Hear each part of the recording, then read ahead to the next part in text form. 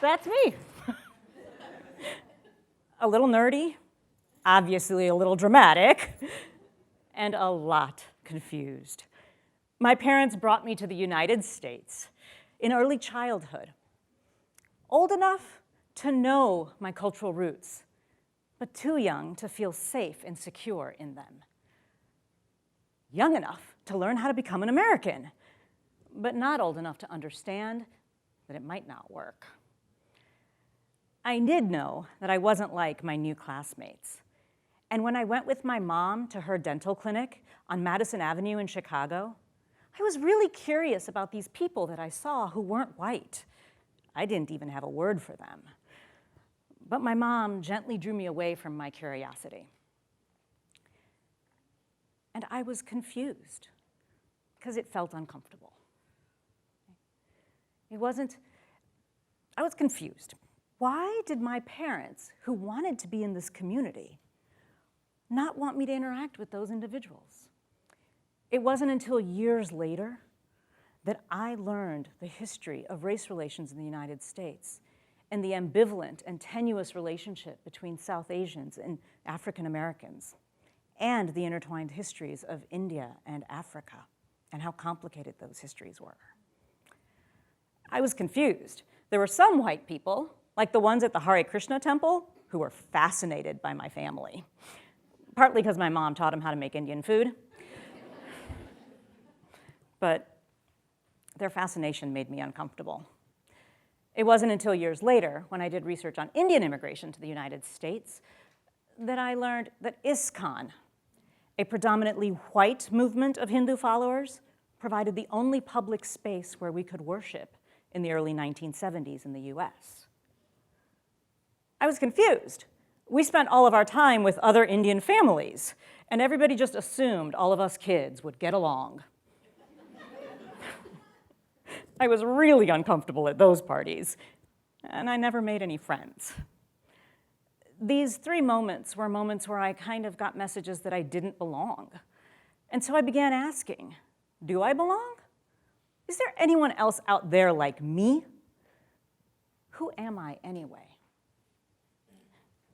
That's when I discovered my superpower. I am a 1.5er. I am the child of immigrants, born in their homeland and transported to be raised in their land of migration. I have lived my entire life in between cultures, sexualities, languages, cuisines, academic fields. It is the heart of who I am. And it has been the thing that has led to my life's work as a scholar activist. So despite the discomfort and despite the confusion, I embraced the in-betweenness. I knew it had a lot to teach me, especially about race and racism in the United States. My parents, they weren't confused. They were very clear about their Indianness. They have an unfailing understanding of our culture, and they have taught me all of our traditions and what it means to be a good Indian daughter. But despite those lessons, it wasn't easy being an immigrant in this country. My classmates at school used to tease me, saying that I smelled.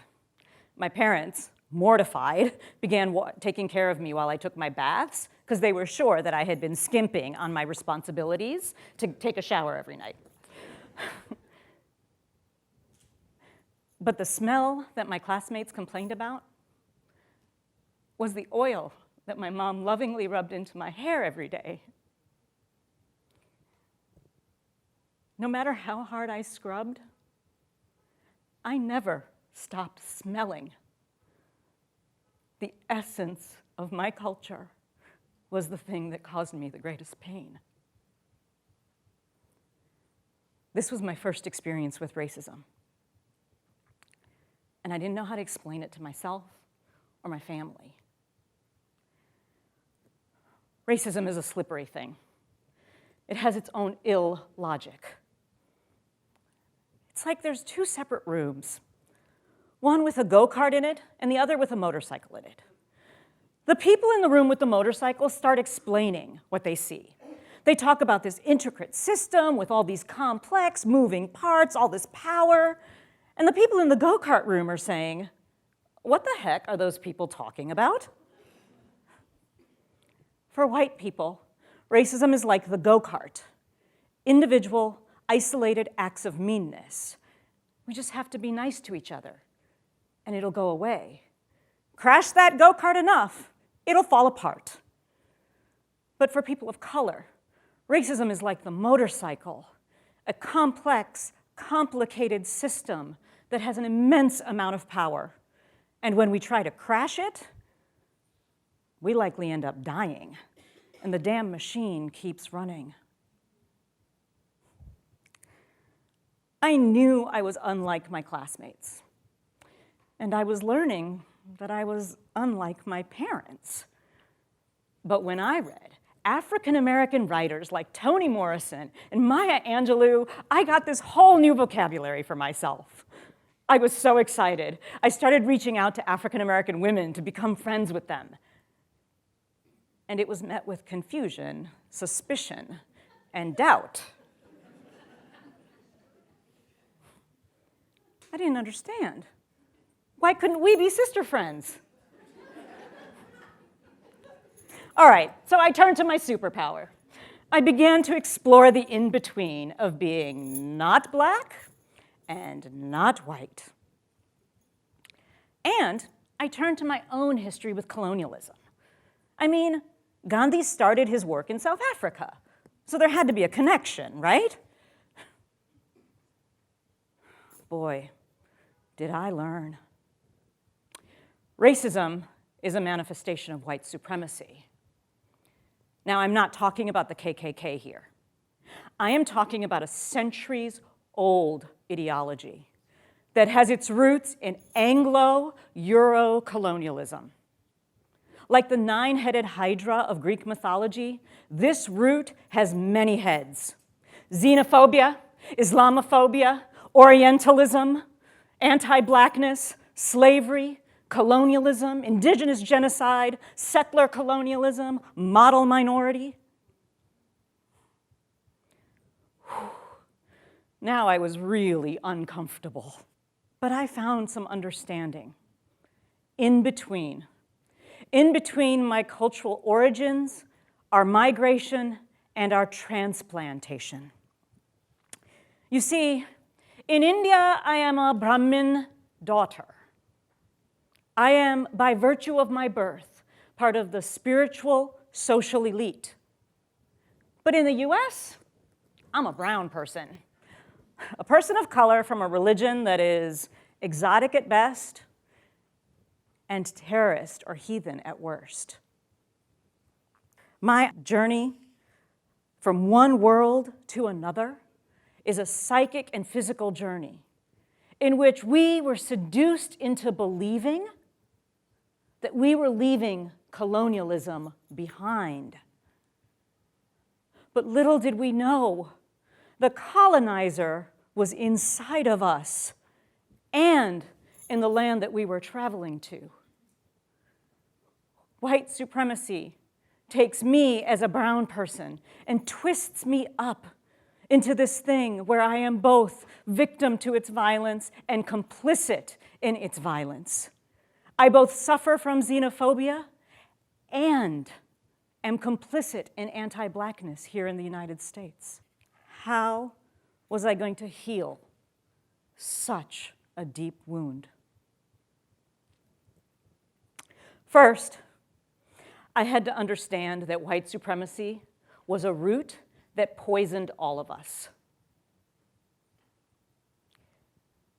It tried to tell me that I was something different. But for white supremacy, it is the same thing. Whether it is using colonialism to eradicate my people, or whether it is using anti-Blackness in state-sanctioned violence against African Americans in the US, even though it tries to tell me it might be different. Second, I understood social justice as a spiritual journey. It is my dharma, my moral obligation, my calling and purpose in this lifetime. Social justice is an act of detachment for me. It's not about serving myself or serving someone else. It's about engaging in critical self-reflexivity, not wallowing in my oppression or being comfortable in my privilege. It's about being willing to see myself as part of a system and continuously interrogating the ways in which I can make this a better world. That means that as a South Asian, I continuously interrogate what it means to have my model minority status used as a way of engaging in anti-Blackness in the United States. And it means that I look at my Hindu Brahmin privilege and examine the ways in which it is used in anti-Dalit violence, both in India and in the South Asian diaspora. That means if you're Anglo, you must interrogate your own histories, especially if they're connected to colonialism, indigenous genocide, or slavery. We can't heal that which we are not willing to face. That means we all have to interrogate the violence of white supremacy, especially in the ways that it has made us complicit in its power. That little girl, she taught me. She taught me to get comfortable with being uncomfortable. That little girl, she taught me. Being uncomfortable is not the same thing as being unsafe. It is only the space between knowing and learning. That little girl taught me discomfort is my greatest teacher. So I hope you've all joined me in getting a little bit uncomfortable today, because it is our collective superpower. Thank you.